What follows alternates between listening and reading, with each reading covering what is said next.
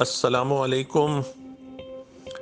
ये मैसेज वैसे तो एएफसी के जिनके पेपर रह गए उनके लिए है, लेकिन अगर सब सुन लेंगे तो सबका हो सकता है फ़ायदा हो जाए। तो उनसे तो पहले भी बात हुई थी जिनके एएफसी के पेपर रहते हैं और अगस्त में अभी पेपर हैं, तो कोई बात नहीं अगर पेपर हैं तो।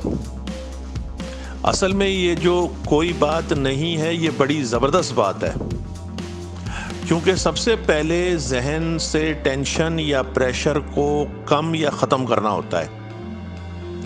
प्रेशर को फेस करने के लिए तैयार होना होता है।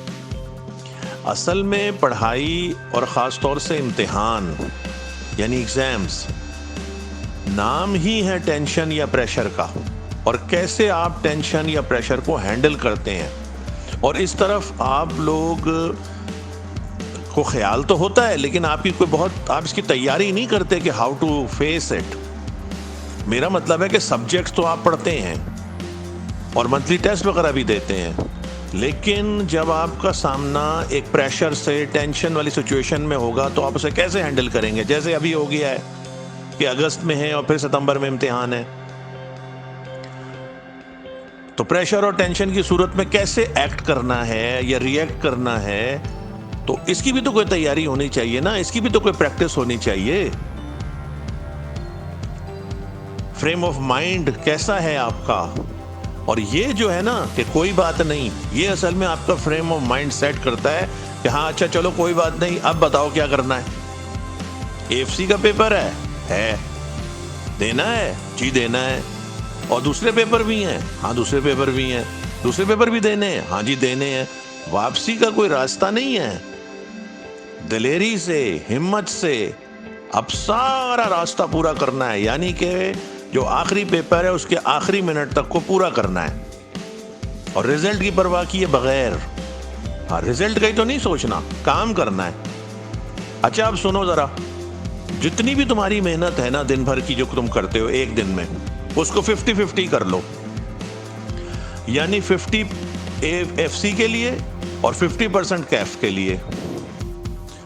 जहां लोग 4-4, 5-5 पेपर निकालते हैं हमारे जैसे ही, तो भाई तुम ये सोचो ना कि हम क्यों नहीं निकाल सकते। अभी हमारे पास भी अब टाइम है, घर में तो बैठे हुए हैं।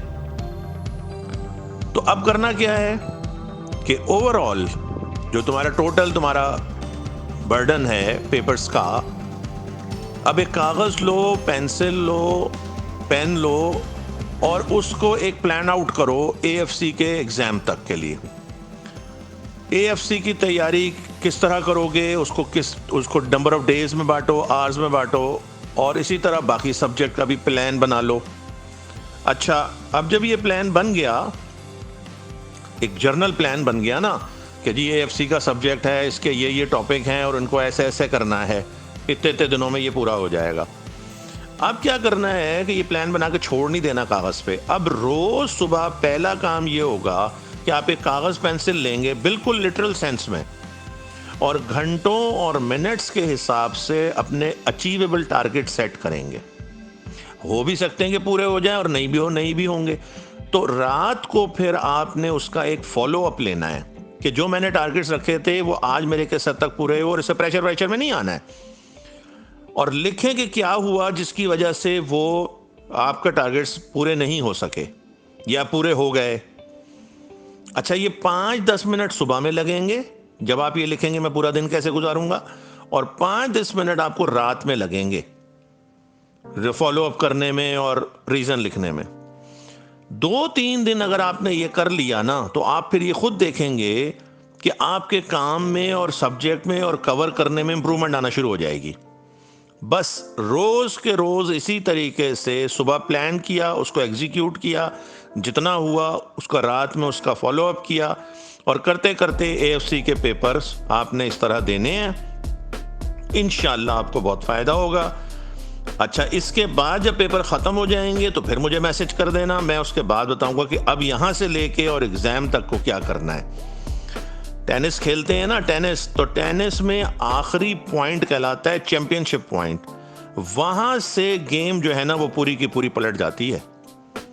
तो मेरे बच्चों, बहादुरी से लड़ते हुए हार जाना जो है ना, वो बहरहाल बुज़दिली से, डर के मारे भाग जाने से हमेशा ही बेहतर होता है। समझा भी जाता है और होता भी है। तो डट जाएं और काम करें, और काम का जो नतीजा है वो कामयाबी होती है। बाकी भाई आप सबकी हर एक की अपनी अपनी मर्जी। शुक्रिया बहुत बहुत सुनने का। जज़ाकल्लाह, मेहरबानी, खुश रहिए।